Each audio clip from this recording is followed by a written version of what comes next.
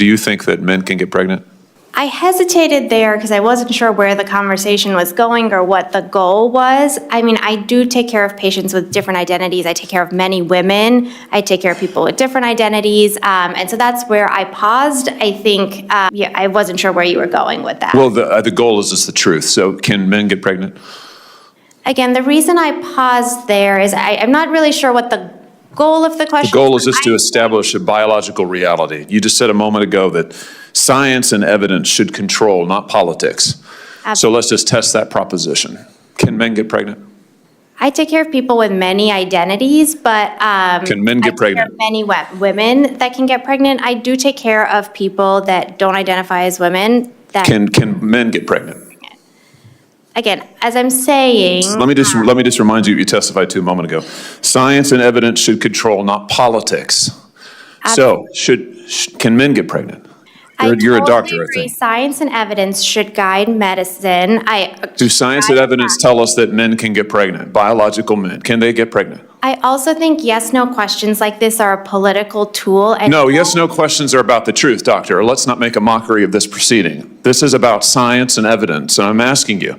You know, the United States Supreme Court just heard arguments yesterday at great length on this question. This is not a hypothetical question. This is not theoretical. It affects real people in their real lives. And you're here as an expert, called by the other side as an expert, and you've been telling us that you follow, right, you're a doctor, and you follow the science and the evidence. So I just want to know, based on the science, can men get pregnant? That's a yes or no question. It really is, I think. I think you're trying to reduce the complexity of a lot. I'm not. I'm trying to get, it's not complex. I'm trying to get to an answer, and I'm trying to test, frankly, your veracity as a medical professional and as a scientist. Can men get pregnant? I think you're also conflating This is male extraordinary. female with. No, I'm not conflating male and female. They're two different things. There's biological men and there's biological women. And I want to know, can men get pregnant? What you were talking about is biological. You're not going to answer my question, it sounds like. Biological males.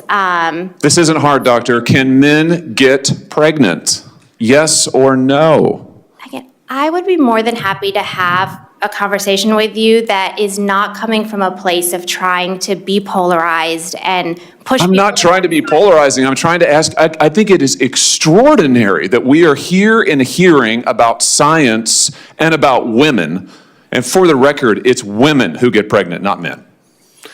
We are here about the safety of women and science that shows that this abortion drug causes adverse health events in 11% of cases. That's 22 times greater than the FDA label, another fact you haven't acknowledged, and yet you won't even acknowledge the basic reality that biological men don't get pregnant. There's a difference between biological men and biological women. I don't know how we can take you seriously and your claims to be a person of science if you won't level with this on this basic issue. I thought we were past all of this, frankly. I can't believe we're still here talking about this.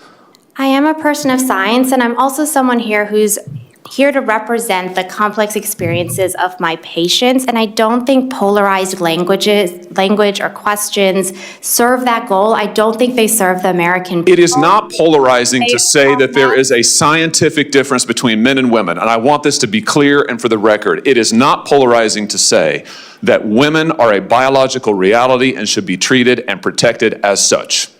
That is not polarizing, that is truth. It is also, by the way, the United States Constitution, which offers unique protections to women in a variety of circumstances as women.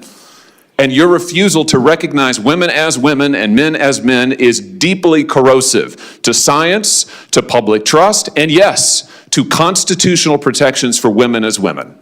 And I think it's extraordinary that you would sit here and advance a political agenda that has been thoroughly discredited and rejected by the American people in this forum. And I'm glad we had this exchange because it is exceptionally clarifying. It is also in many ways quite depressing. I see that my time has nearly expired. I just want to thank the other witnesses for being here. Thank you for protecting women and children. Thank you for your valiant efforts. Thank you for following the science. And thank you, Mr. Chairman, for this hearing. Senator, also